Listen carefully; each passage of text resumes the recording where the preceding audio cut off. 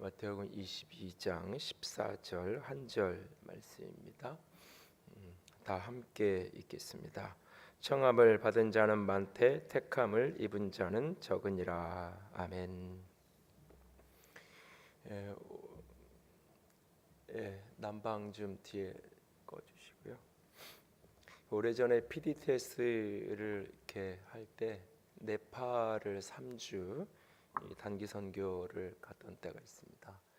그때 이제 그 숙소로 쓰던 이제 선교사님 머무는 이렇게 선교센터 같은 데가 이제 수도에 있었던 잠깐 한 3, 4일 이제 네팔의 수도에 머물 때 있었던 집이 3층 집이었어요. 이렇게 옥상에 이렇게 올라가면 그 동네가 이제 전체가 이렇게 보였었는데 그때 이제 아주 이제 쉽게 보지 못하는 경험을 한번 구경을 한번 한 적이 있는데 그 동네에서 이제 결혼식을 하는 풍경인 거예요. 저게 뭐냐고 이제 사람들이 모여 있고 막 이렇게 있길래 물으니까 결혼식 하는 거라고 그러더라고요. 근데 시간대가 해가 거의 떨어져 가는 해가 지는 5시, 6시 뭐 이런 때 시간대였어요. 그리고 이제 해가 막 이제 거의 막 모여가지고 막 노래도 부르고 한참 시간이 진행되더니 이제 해가 거의 떨어지면서 어둠이 살짝 내리기 시작하면서 사람들이 이제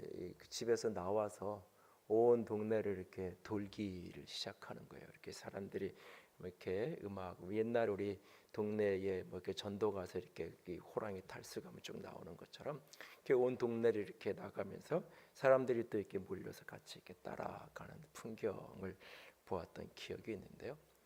이 오래전에 그러니까 우리도 결혼을 한다 그러면 그것이 마을 잔치죠. 집안의 잔치만한 마을 잔치. 요즘에 이제 결혼식장을 가면 제일 스트레스 받는 게 시간 빨리 해달라고 결혼식장 이제 주례를 나가면 그래서 이제 지난번에 한 번은 바로 앞 팀이 이제 목사님이 설교를 하셨나 봐요. 그래서 30분 늦어서 35분까지 끝나야 되는데 이 시기 한 45분에 끝난 거예요. 그러니까 막 사진 찍고 정신 없는 거예요. 그러니까 이제 그 거기 스태프들이 다 이제 신경이 날카로워져 가지고 앞에서도 그랬는데 뒤에도 이제 목사님이 주리한다니까 이제 계속 그러는 그래서 자꾸 나한테 그러지 말고 몇 시까지 끝내주면 되냐고 30분까지 마진 넣어서 35분까지 끝내주면 되는 거 아니냐고 그렇다고 알았다고 그만 얘기하라고 저리 가라고 이제 자꾸 두 번 세 번 얘기하길래 그랬던 기억이 있는데 그리고 이제 딱 이제 30분에 끝내주고 시간 맞췄어요 그랬더니 웃더라고요 이제 근데 사실은 이제 이 마을 잔치가 되고 동네 잔치가 되는 게 결혼식이잖아요. 이제 현대에 와서는 이제 풍경이 많이 이제 달라지고 그러는데 성경 시대 결혼 풍속도 그런 풍속이에요. 대부분 사실은 하루의 잔치가 아니라 조금 부유한 사람은 일주일, 짧으면 한 3일 정도의 잔치가 보통 되는데 이게 이제 일반적인 이제 보통의 이제 뭐 그게 이제 꼭 다 어느 집이나 다 그런 형식이 되는 건 아니지만 먼저 이제 신랑이 친구들이 들러리들이 신랑의 집으로 갑니다. 가서 이제 신랑을 집에 가서 신랑과 함께 마치 우리 문화의 한팔로 가듯이 신랑과 함께 신랑의 들러리들이 같이 신랑을 데리고 신부의 집으로 가는 거예요. 그게 이제 온 동네를 썰썩하게 하면서 이제 한팔로 가듯이 그렇게 가는 거예요. 보통은 이제 예고되어진 몇 시까지 가겠다, 어느 시간에 가겠다, 뭐 예고하고 가는데 간혹은 그게 이제 깜짝 쇼하듯이 가겠다고만 해놓고 시간을 이야기 안 해주고 뭐 이렇게 그날을 안 가고 그 다음 날 가기도 하고 막 이런 식이 되는 거예요. 그래서 이제 성경의 그 열처녀 비유 같은 경우가 시간을 모르기 때문에 그 신랑과 신랑의 들러리들이 언제 올 줄 모르고 신부의 들러리들이 이렇게 기다리고 있는 우리도 그 한팔로 가고 이런 걸 하면 신부는 저 집안에 있고 신부 친구들이 바깥에서 이제 신랑 친구들하고 신랑하고 이렇게 오늘 기다리고 신랑이도 하고 그런 어떤 분위기하고 비슷한 거예요. 그렇게 해서 이제 신부의 집으로 가서 이제 신부를 맞으면 신부가 이제 바깥으로 나오게 되고 그리고는 이제 거기서 이제 한참 그리고 나서 해질 무렵에 거의 사실 근데 결혼식에 뭐 주례도 없고 그래요. 그 이제 몇 가지 절차를 이렇게 밟고 나서 이 저녁 늦은 시간에 이제 거기서 이제 잔치가 벌어지고 막 이러고 나서 저녁 늦은 시간에 이제 신부의 부모가 그 신부를 이제 신랑에게 이렇게 인계를 하고 이제 그 신혼 방으로 그 방으로 들어가게 되는 그 신부의 집에 있는 거기 있는 그리고는 이제 그 바깥에 사람들이 이렇게 잔치를 하고 밤새 놀고 거기서 자고 뭐 이렇게 하는 거예요. 그리고 다음 날 아침이 되면 이제 그 이제 신부가 처녀였다는 증거를 이제 사람들에게 보여주고 온 사람들이 박수를 치고 축제를 하며 잔치를 벌이고 그때부터 짧으면 3일, 길면 일주일 그 집에서 놀고 먹고 이제 잔치를 계속 이렇게 행하게 되는 길게는 그렇게 짧게는 이제 3일 정도 그것이 이제 성경 시대에 특별히 부유한 사람들의 결혼식의 일반적인 모습인 거예요. 오늘 본문을 이제 혼인 잔치의 비유의 이야기의 마지막 결론 14절만 같이 읽었습니다. 오늘 본문의 이야기는 21장에서 22장까지 이게 1년의 내용들이 이렇게 흘러가는 길게는 23장의 스토리까지 같이 이렇게 연결되는 이야기예요. 예수님이 어린 나귀를 타고 예루살렘에 들어가시고 예루살렘에 들어가신 이후에 예수님의 권위와 관련된 논쟁, 질문들이 벌어집니다. 그래서 과연 너의 권위가 어디서 왔냐? 이런 물음 속에 예수님이 되묻죠. 그럼 세례 요한의 권위가 어디서 왔냐? 그 하나님께로부터 왔다 그러면 그 세례 요한을 지지하지 않은 것에 대해서 책망을 받을 거고 사람으로부터 왔다 그러면 세례 요한에 대한 온 백성들의 지지가 너무 크니까 그렇게도 말을 못 하겠고 그러니까 말을 못 하겠다 그러니까 그럼 나도 내 권위가 어디서 왔는지 너희들에게 말하지 않겠다. 그런 식의 이제 논쟁이 흘러가게 되죠. 그러면서 예수님이 1년의 비유 3가지를 이야기해요. 하나는 두 아들의 비유. 두 아들이 있는데 어떤 아들이 진짜 아버지의 뜻을 행한 아들이냐? 아버지가 밭에 가서 일하라 그랬더니 한 아들은 예 알겠습니다. 그리고는 밭에 안 갔어요. 놀러 가버렸어요. 또 다른 아들은 밭에 가서 일하라 그러니까 아 싫다고 내가 왜 그런 거 하냐고 아버지 앞은 투덜거리고 싫다 그러고 나갔어요. 그리고는 그래도 아버지가 시킨 데 가야지 결국은 밭에 가서 일을 했어요. 두 아들 중에 누가 앞에서 예한 아들 앞에서는 싫다고 했던 아들 그런데 결국 앞에서는 예했지만 하지 않는 아들 앞에서는 싫다고 했지만 한 아들 어떤 아들이 진짜 아버지의 뜻을 행한 아들이냐 라고 이제 반문을 하게 되죠. 그래서 결국 가서 진짜 행한 아들이 결국은 아버지 뜻을 행한 거잖아요. 이게 이제 결국 바리새인들과 당시의 종교 지도자들 넓게는 이스라엘 그리고 이제 이방인 좁게는 이제 당시에 이제 세리와 이런 어떤 버림받은 그런 어떤 사람들에 대한 이야기가 흘러나오는 거예요. 그러면서 예수님이 그 다음 비유가 포도원 농부에 대한 비유를 하죠. 농부가 이 큰 지주가 되는 사람이 소작농들에게 밭을 포도원을 맡기고 멀리 간 거예요. 그리고는 그 이제 소작농들에게 소작세를 달라 그러는데 안 주는 거예요. 계속 그것을 달라고 종을 보내고 사람들을 보내도 두드러 패기만 하고 돈을 안 주고 그러는 거예요.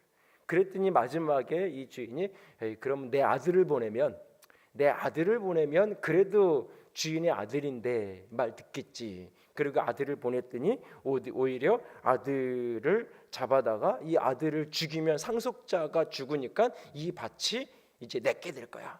이 포도원의 주인의 상속자를 죽여버리면 이제는 이 포도는 우리께 될 수 있을 거야. 그러면서 이제 그 아들을 죽이는. 그래서 이제 반문을 하죠. 그렇다면 주인이 와서 이런 소작농도 이런 농부들을 어떻게 하겠느냐라고 반문을 하고 당연히 그래서 그 사람들을 혼내고 때리고 모든 것을 이렇게 하고 하지 않겠느냐. 그 사람들이 그렇게 대답을 하는 이야기들이 전개가 되죠.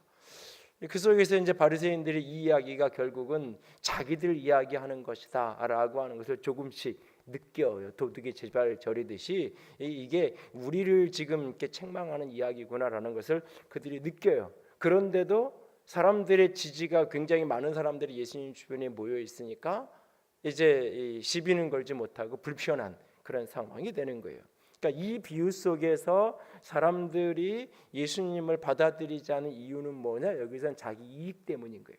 결국은 이 농부들이 결국 자신의 이익을 취하기 위해서 그 지주의 주인의 세를 바치지 않고 그 아들을 죽이게 되는 결국 자기 이익 때문에 궁극적으로 예수님의 십자가에 못 박게 되어지는 그 모습을 이야기하고 있는 거예요. 그러니까 자기 이익과 하나님의 신앙이 충돌되어지는 상황을 만났을 때 자기 이익을 꺾고 주님을 붙드는 그것이 십자가를 지는 거죠.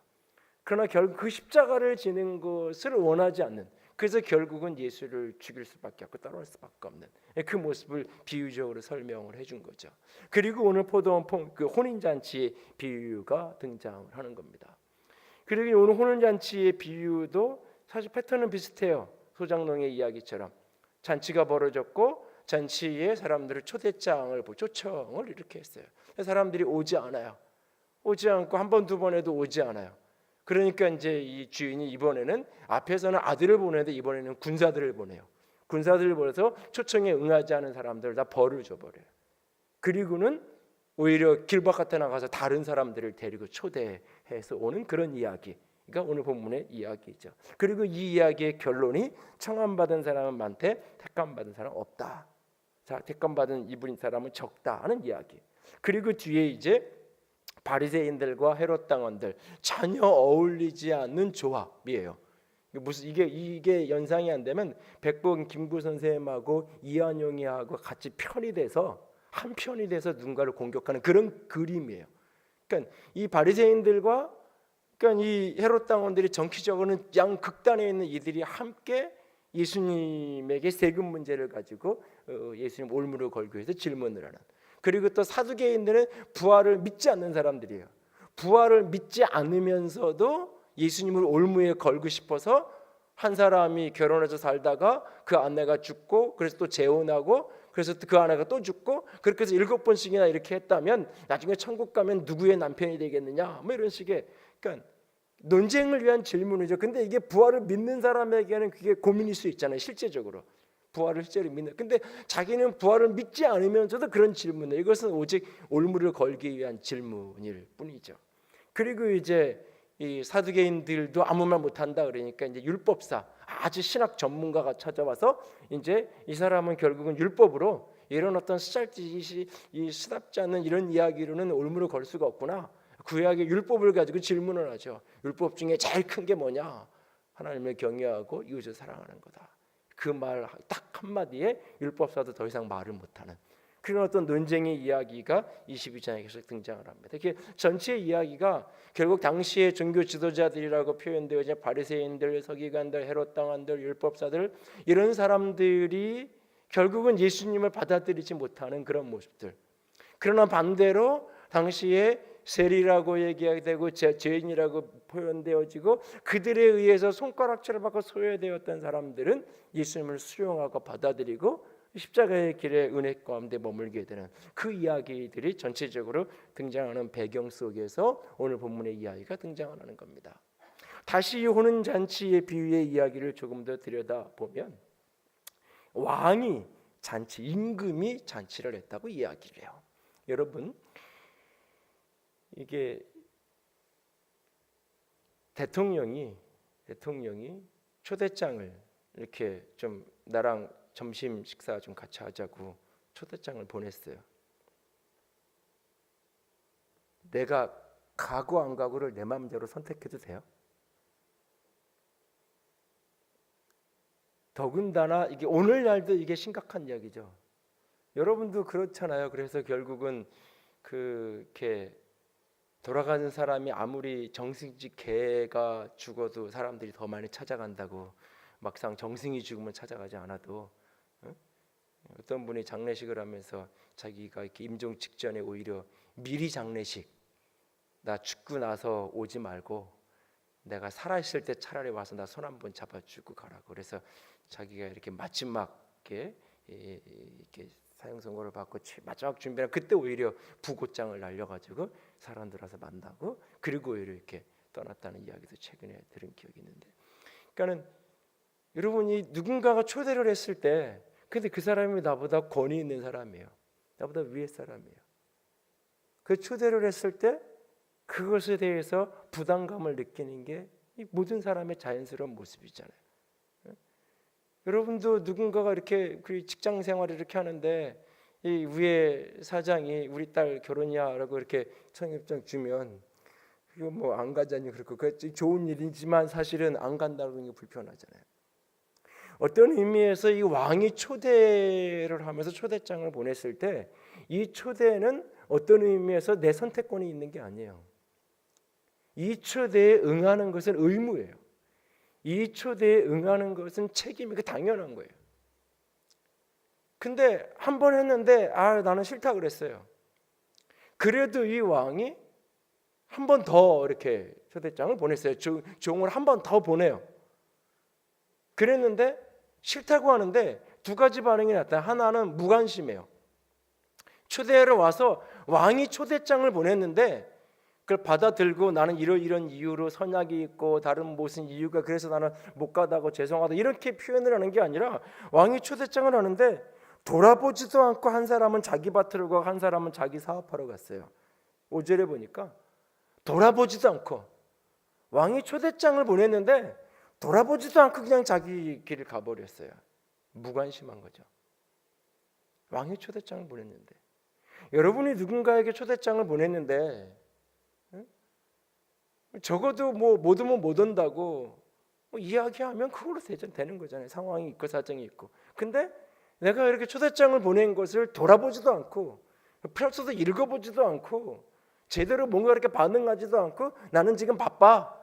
나 지금 사업해야 돼. 일하러 가야 돼. 장사해야 돼. 라고 말하면서 자기 밭으로 자기 사업하러 그냥 돌아보지도 않고 그냥 가버린 사람들.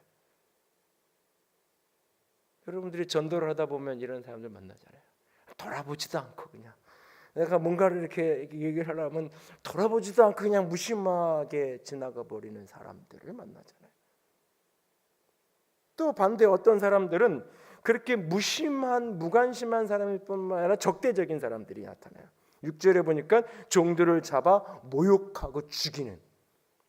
아니 잔치에 초대장을 가져왔는데 이게 모욕할 일이에요? 내가 가기 싫으면 안 가면 참 가기 싫으면 진짜 못 갈 위해서 못 간 이야기를 하면 돼. 근데 잔치에 초대장을 가져온 사람을 모욕하고, 그러니까 잔치에 초대장을 가져온 그 사람을 모욕한다는 것은 왕을 모욕하는 거잖아요. 모욕하고 그 사람을 죽여버리기까지 하는. 그러니까 고대 사회에서 사신을 보내고 이럴 때 이 전쟁 때 사신으로 간다는 거의 죽음을 각오하고 가는 거잖아요. 내가 가서 무엇인가 화친을 요구하는 요구를 상대방이 받아들이면 이게 화해가 되는 건데 안 받아들이면 결국 죽여가지고 전쟁을 하면 내 목이 소반에 걸려서 담겨서 와서 결국은 전쟁이 벌어지는 일이 벌어져요. 그래서 전쟁이 고대 사회에서 이렇게 사신으로 이렇게 전쟁하고 긴장했을 때 간다는 거의 죽으러 가는 거랑 마찬가지. 아니면 볼모로 잡아가지고 감옥에 가둬놓고 이런 최소한 죽지 않으면 이런 상황이 되는. 성공하면 화해가 되지만 그런 상황. 이게 왕에 대해서 반항하고 왕에 대해서 저항하는 거잖아요. 근데 이거는 뭐 싸워가지고 화친을 하자 이런 게 아니라 우리 딸이 결혼식 한다, 우리 아들이 결혼한다고 결혼식 초대장 갖다 주는데 그걸 가지고 모욕하고 죽이고, 그러니까 전도를 하는 곳에서도 이런 상황을 반응하잖아요. 결국 자기 예수 믿고 천국 가라고, 복음 안에서 참된 자유와 기쁨을 누리라고 그걸 전하는 건데 싫으면 안 오면 되는 거고 그렇잖아요. 근데 욕하고 무슨 이익이 생기는 것처럼 이렇게 대적하고 적대하고 어떻게든 저걸 못하게 하려고 막 본인에게 현실적인 피해가 온다면 뭐 이해할 수 있죠. 내가 피해가 오니까 그렇게 얘기하는 거는. 그러나 그것도 아닌데도 그런 경우 때로는 볼 때가 있잖아요. 오늘 왕이 아들의 결혼식 초청장을 보내는데 어떤 사람은 무관심하고 어떤 사람은 모욕하고 죽이는, 자기 일에 바쁜. 그러니까 이 앞에 있는 포도원 비유랑 같이 연결을 시키면 사람들이 결국 복음을 듣지 않고 초대에 응하지 않는 세 가지 유격이 등장을 해요. 하나는 자기 이익이 생기는 이익이 없으니까, 예수 안 믿는 게 더 이익이라고 생각하니까. 두 번째는 무관심, 내세에 대해서, 영혼에 대해서 신앙, 나는 그런 거 별 관심 없어. 오늘 내가 그냥 먹고 사는 일, 이게 나는 최고의 관심사야. 아니면 아예 적대적인, 무언가 사연이 있을 수 있겠지만 아주 적대적으로 모욕하고 대적하는. 그냥 싫은, 그래서 보기도 싫고 꼴 보기도 싫고 예수 믿는다 그러고 교회 다닌다 그러고 그러면 그냥 싫은 그런 어떤 그런 정도의 이유로 사람들이 복음을 거역하고 받아들이지 않잖아요. 오늘 본문에 바로 그런 모습들이 그려지고 있는 거예요. 여러분이 이런 대접을 받았다면, 여러분이 이런 대접을 받았다면, 내가 내 아이가 결혼식을 해서 이렇게 초대장을 보낼 때 그래도 내 아이의 결혼을 축하해 줄 만한 사람에게 보내는 거잖아요. 그래도 내가 보기에는 저 사람은 우리 아이가 결혼한다 그랬을 때 그래도 축복해 줄 만한 사람이야. 같이 기뻐해 줄 수 있을 거야. 내가 보기에 그런 만한 사람들에게 초대장을 보내는 거잖아요. 그래도. 그런데 이렇게 돌아보지도 않고 무시안심하고, 아니 더 나아가서 모욕하고 죽이고 이런 상황이 벌어지죠. 여러분, 이런 대접을 내가 받았다면 여러분 그 사람에 대해서 어떻게 하겠어요? 나는 그런 대접을 받았다 이러겠어요? 저 사람 원래 그런 사람인지 알아서 왜 거기다 초대장을 보내겠어요? 아니죠. 기대가 있으니까 보내는 거예요. 이건 구속사적으로 이야기하면 하나님이 이스라엘에 대한 기대와 믿음이 담겨 있는 거예요. 끊임없이 이스라엘 백성들이 하나님을 거역함에도 불구하고, 끊임없이 하나님을 향하여 반역함에도 불구하고, 끊임없이 하나님은 그들을 향하여 긍휼함으로 끊임없이 구원의 은혜를 주시고, 끊임없이 사람을 보내시고 찾아가시고 하시는 거예요. 그러나 어느 시점에 한계 상황이 이르면 하나님의 심판이, 하나님의 군대를 보내서 쓸어버리는 거예요. 때로 한편의 앞의 비유에서는 아들을 보내는 모습이 등장하고 이 뒤의 비유에서는 군대를 보내요. 이 양면이 있는 거예요. 끝까지 포기하지 않으시고 그래도 아들을 희생해가면서까지 그를 살려야 되겠다고 그 마지막 순간까지. 그러나 그대도 안 됐을 때는 그 너머에는 심판이 오는 거예요. 결국 복음이 들려질 때 이 복음은 구원의 메시지인 동시에 심판의 메시지인 거예요. 복음을 전한다는 것은 예수 그리스도를 받아들이는 순간 그에게는 구원이 임하는 거고, 예수 그리스도를 거역하는 순간 그에게는 심판이 임하는 거예요. 사실 그 요한복음에 빛이 들어왔을 때 빛을 받아들이면 그에게 빛의 구원이 있는 거고, 빛을 거역하는 순간 그에게 어둠의 저주가 임하게 되는 거예요. 오늘 주님께서 그들 가운데 그 수많은 기회를 주시는데 그렇게 거역하고 반역하고 받아들이지 않은 이 사람들에 대해서 하나님이 심판을 행하시잖아요. 오늘 이 두 양면을 동시에 봐야 돼요. 오늘 우리가 왜 잃어버린 영혼을 끊임없이 찾아가고 또 찾아가고 또 해야 되는 이유가 뭐냐면 하나님의 기다리심에는 한계가 있기 때문이에요. 하나님의 긍휼하심엔 끝이 있기 때문이에요. 그 끝에 심판받는 그 모습을 보면서 저거 잘겠다라고 할 만한 사람이라면 우리가 긍휼하지 않아도 돼요. 어쩌면 저거 당할 만큼 당하는 사람이야 라고 여겨진다면 우리가 그만큼까지 전하지 않을 거예요. 사실은. 그러나 심판받는 그 모습이 편안하지 않아, 행복하지. 왜? 그 사람이 내 가족이고 내 친구고 내 이웃이고 내 사랑하는 사람일 때 하나님의 심판이 어느 날 하나님의 긍휼하심이 끝나고 하나님의 심판이 임하는 그날 내 안에 끝이지 않는 고통과 아픔이 그 속에 그 모습을 보면서 편안하지 않을 거기에 그 심판들을 알기에 우리는 더 전하는 거예요. 우리가 복음을 전하는 이유에는 두 가지 양점이 있는 거예요. 우리는 구원을, 그가 예수 믿고 누리게 될 그 구원의 감격과 은혜가 무엇이고 하나님 안에 있는 그 부요함이 무엇인지를 내가 알기 때문에 그것을 같이 누렸으면 좋겠는, 그러나 또한 동시에 그렇지 않을 때 그에게 임한 심판을 알기. 구세견의 창시제 윌리엄 부스 장군은 나에게 지옥을 경험한 사람 200명만 주면 내가 세계를 뒤집어 엎는다 그랬어요. 오늘날 그리스도인이 복음의 능력을 잃어버린 여러 가지 이유가 있는데 그 중에 하나는 지옥을 비실제로 이해하기 때문에 그래요. 지옥을 실제로 이해하지 않아요. 그냥 존재의 소멸 정도, 그냥 죽으면 그걸로 끝인 것 같지 뭐 정도로. 심지어는 어떤 사람은 거기도 사람 사는 데인데요, 뭐 거기도 사람 사는 데인데 어떻게 사라지겠죠? 그렇게 얘기하는데 진짜 할 말이 없더라고요. 그 사람에게 내가 보여줄 수도 없고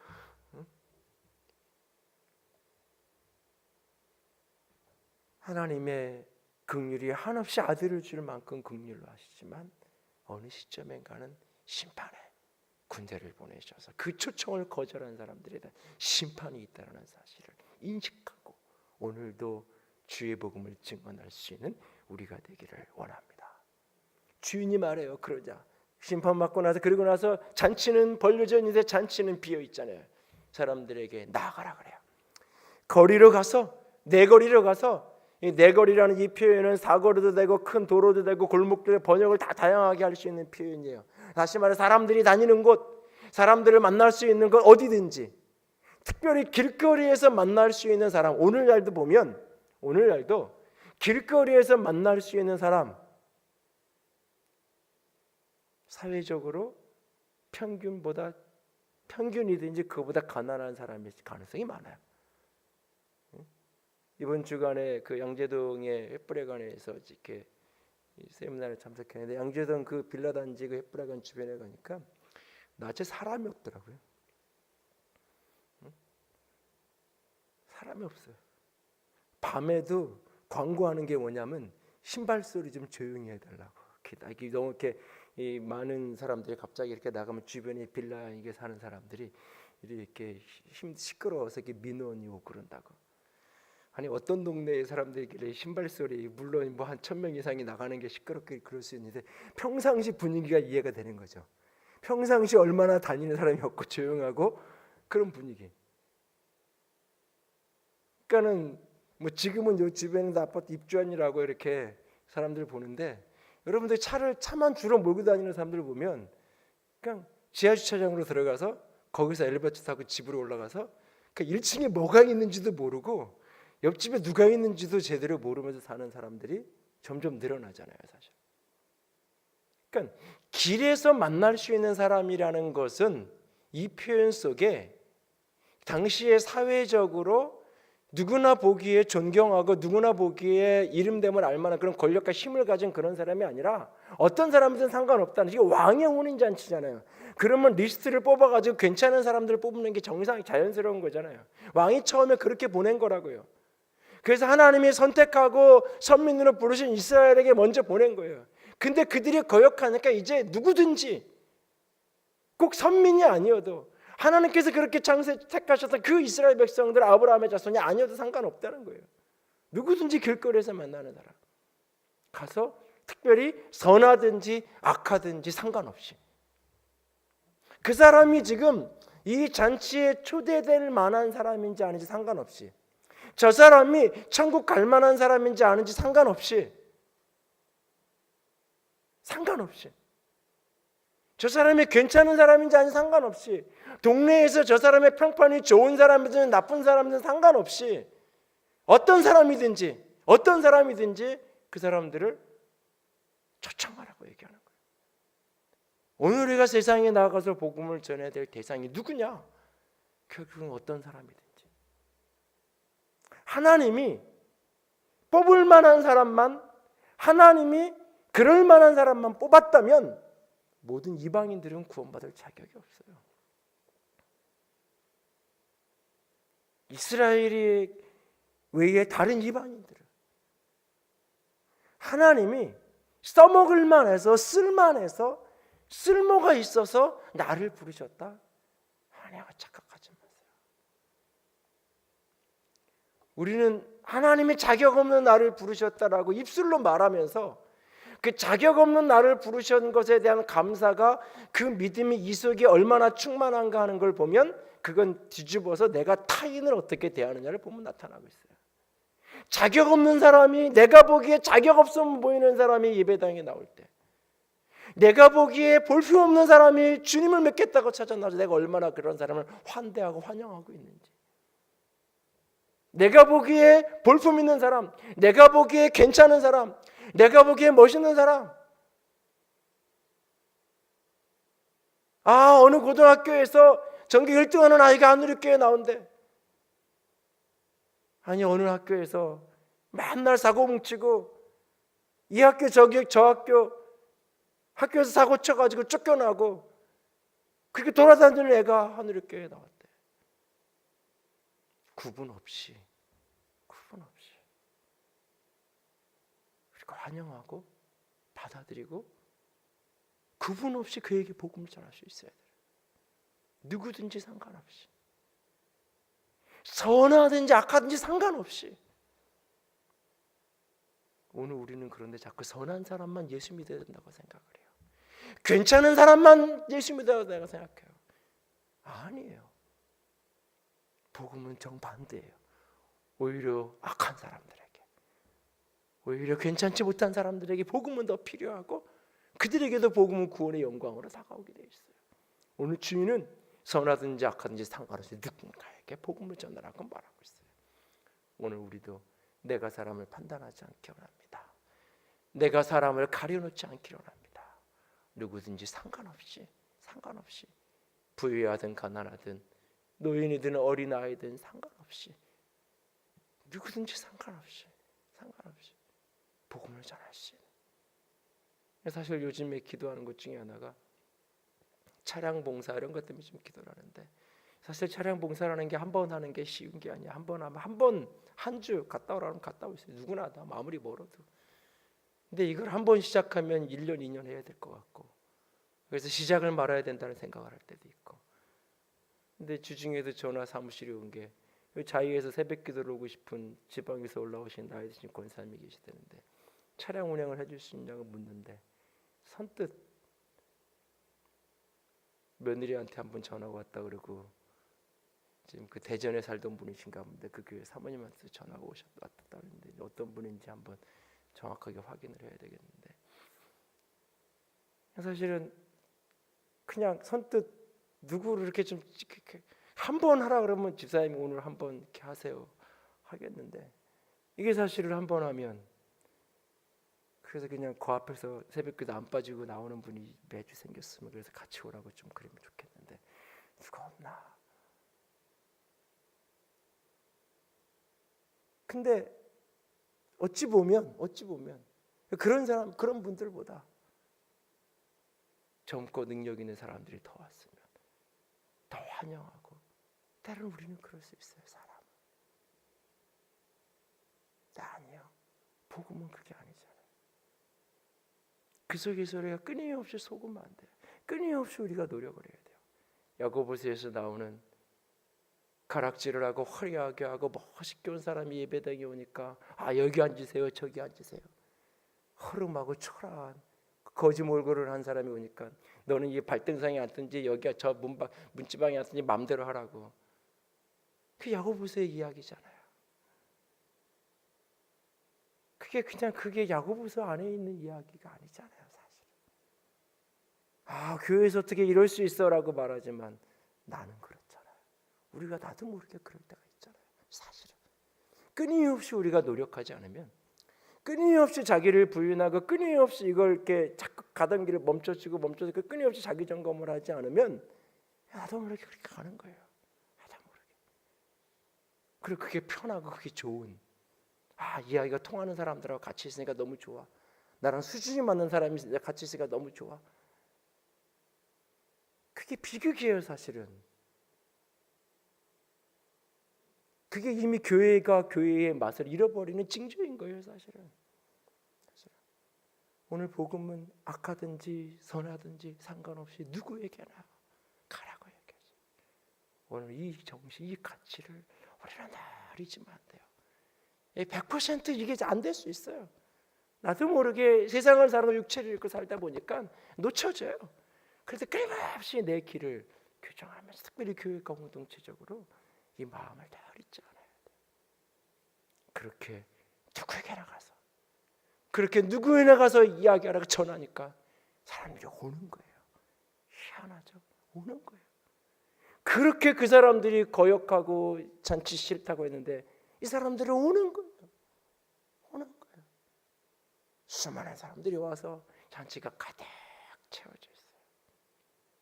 그런데 거기 주인의 눈에 띄는 한 사람이 있어요. 의복이 다른 한 사람이 눈에 띄는 거예요. 옷이 다른 한 사람. 이게 이제 반드시 그런 건 아니에요. 반드시 그런 건 아닌데, 일반적으로 당시의 혼인잔치에 누군가를 초청할 때에 특별히 이게 초청하는 그 의식 중에 하나가 초대장만 주는 게 아니라 그 사람이 입고 올 의복까지 챙겨서 보낼 때가 종종 있어요.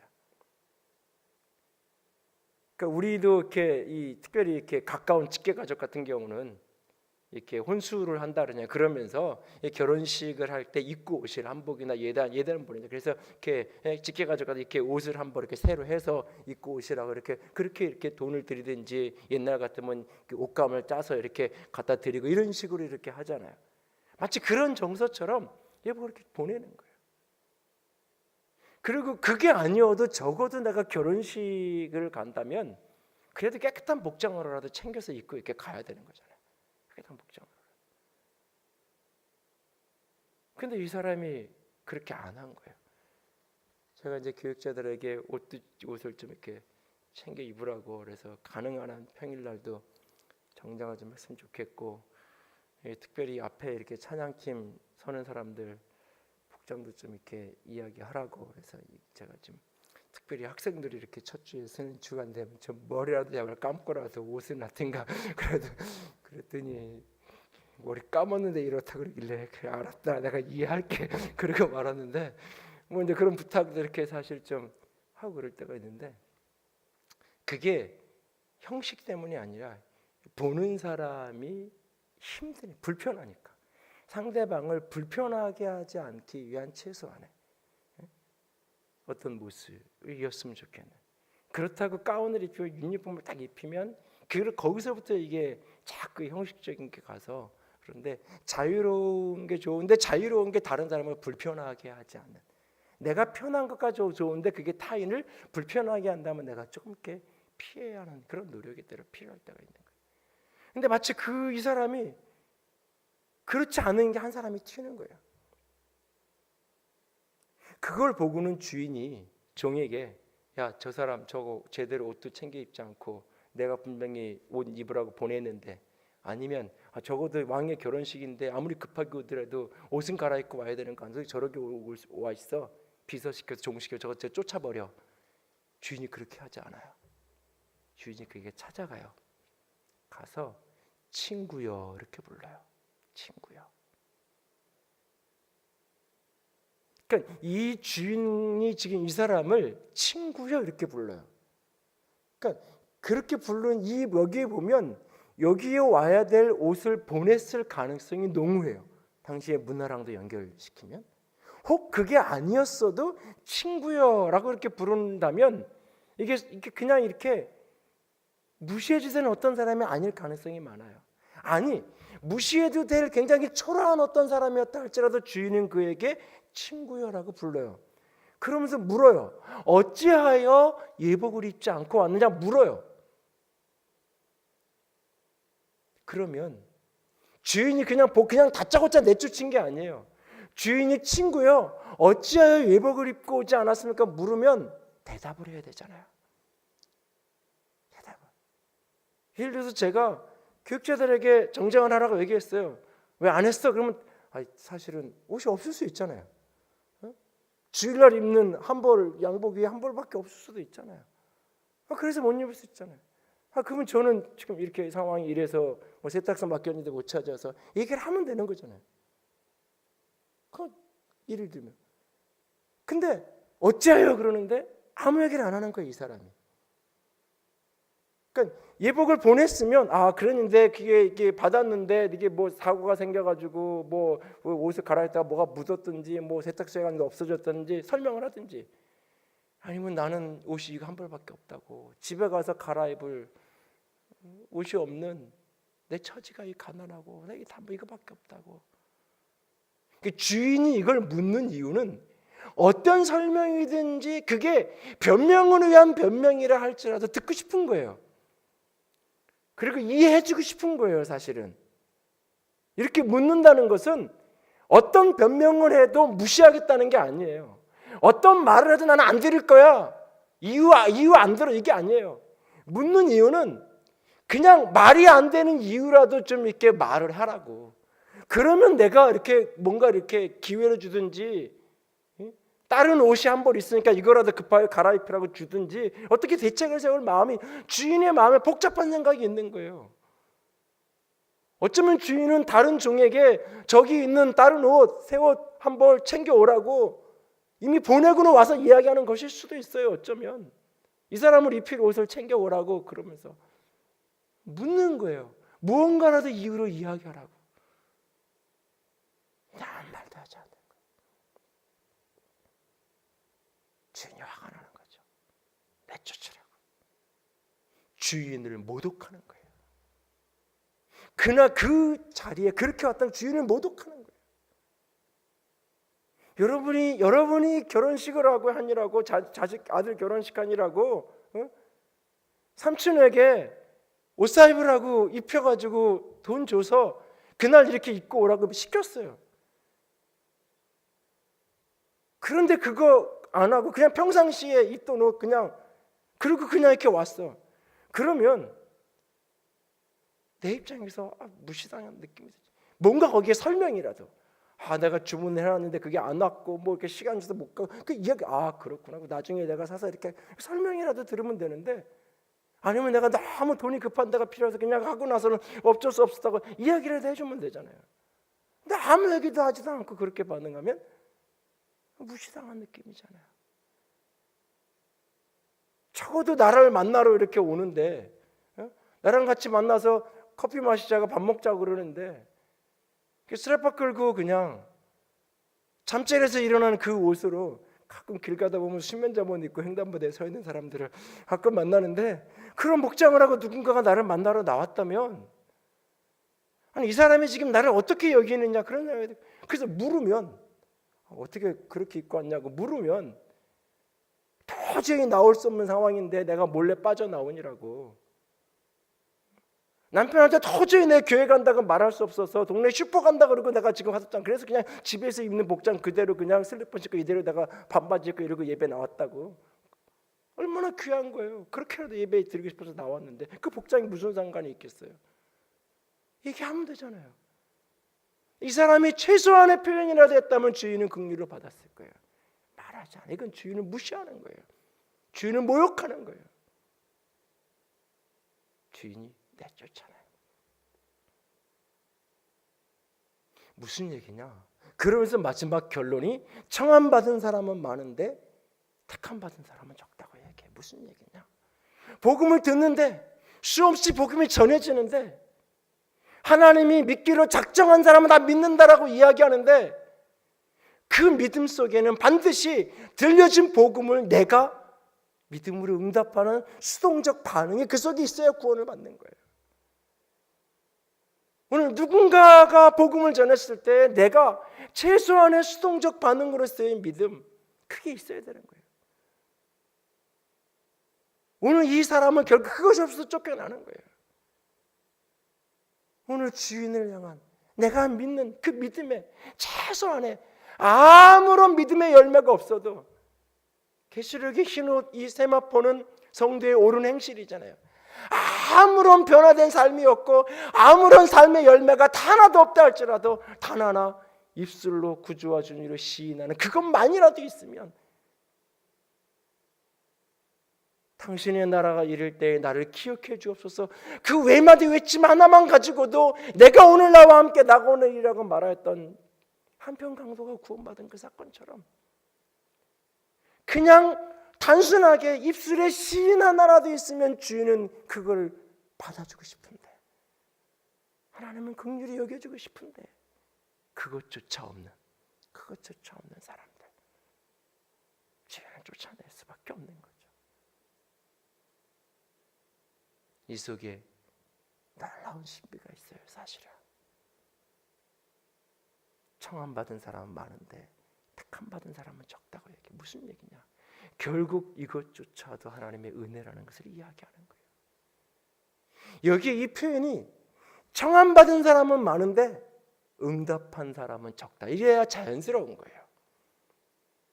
초청받은 사람은 많은데 초청에 응한 사람은 적었더라 라고 이 비유의 마지막 결론이 나오는 게 자연스러운 이 비유의 마지막 표현이 그게 정상적이에요. 앞에 있는 표현을 비유 13절까지만 쭉 읽어지고 마지막 이 비유의 결론 문장을 뭐라고 이야기하면 좋을까요? 라고 국어 시험 문제 나오면 정답 1, 2, 3, 4 하면 1번에 청원 초청받은 사람은 많은데 응답한 사람은 적었다. 이게 당연히 1번이에요. 근데 2번에 청원받은 사람은 많은데 택함받은 사람은 적었다. 이거 국어 실력으로 하면 1번, 2번 하면 2번이 정답이 아닐 수밖에 없는 거예요. 이게 앞에 지문을 이렇게 읽고 1절까지 13절까지 지문을 주고 마지막에 14절에 맞는 걸 문장을 뽑으라 그러면 당연히 초청받은 사람은 많은데 청원받은 사람은 많은데 응답한 사람은 적었다라고 말하는 게 맞아요. 근데 성경은 우리의 국어 상식을 깨고 택함받은 사람이 많다고 적다고 얘기해요. 내가 응답한 것 같았는데, 내가 잘나서 예수 믿은 것 같았는데, 다 안 믿는데, 다 반응 안 하는데, 내가 깨어 있어서 믿는다고 반응했고, 내가 깨어 있어서 믿음의 자리에 여기까지 온 것 같았는데 아닌 거예요.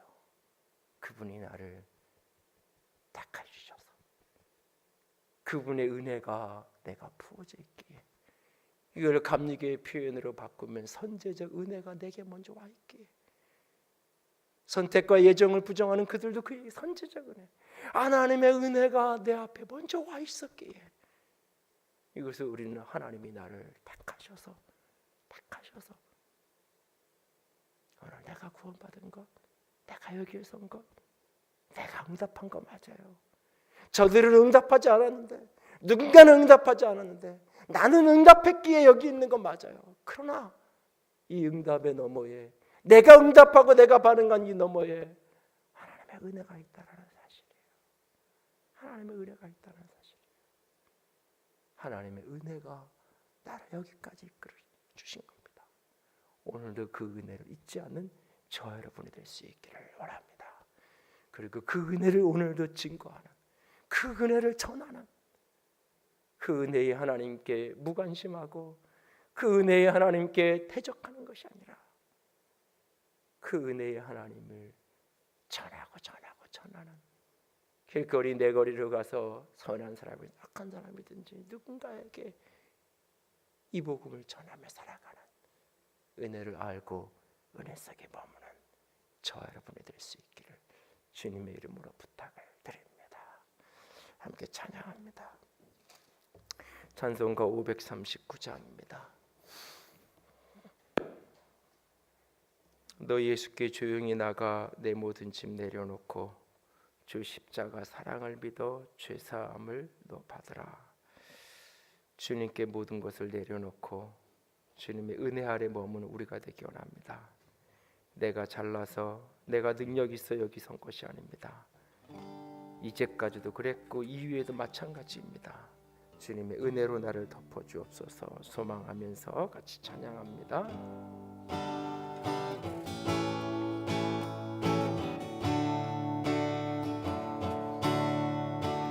너 예수께 조용히 나가 내 모든 짐 내려놓고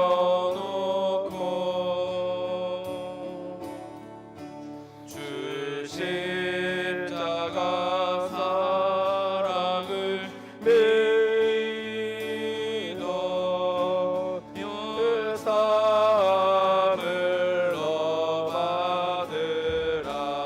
주 예수의 은혜를 입어, 주 예수의 은혜를 입어 내 슬픔이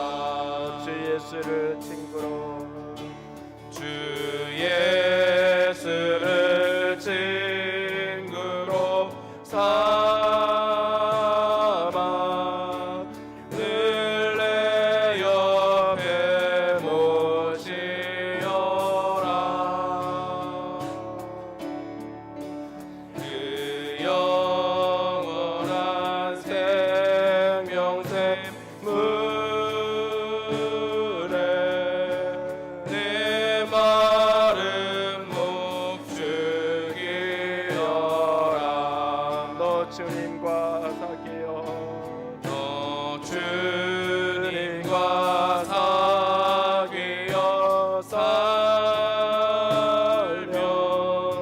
새 생명이 넘치리라.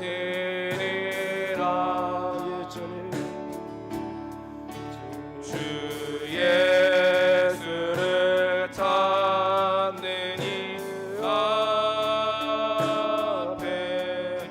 참 밝은 빛 비추어라. 주 예수께 조용히 나가 주 예수께 조용히 나가 내 마음을 쏟아놓으라. 늘은 미리 보시는 주님 그대를 베푸시리.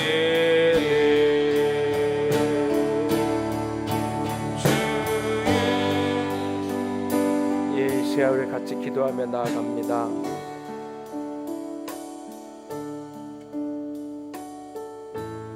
내가 믿었고 나는 응답했고 그래서 나는 구원받았고 그는 응답하지 않았고 그래서 그는 심판받는 게 당연하고 나는 믿었고 그는 믿지 않았기에 그는 책망받는 것이 당연하다고 여기고 있지 않나요?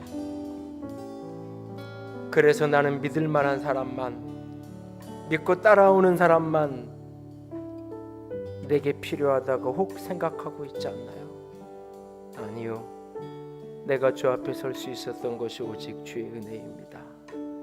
하나님 오늘도 그 은혜가 내게 필요합니다. 하나님 오늘도 그 은혜로 내 형제들을 사랑하고 내 이웃을 사랑하며 내가 받은 은혜의 복음을 거저주고 나누는 자로 살아가기로 작정합니다. 하나님 나를 은혜의 통로로 사용하여 주시옵소서. 같이 기도합니다.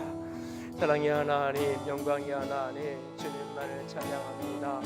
주의 빛과 주의 생명과 주의 사랑 가운데 주의 은혜와 주의 사랑하심과 주의 거룩하심과 주의 영광 되심과 주의 아름다우신 가운데 예수님 예수님 예수님 예수님 주님만을 사랑하렵니다.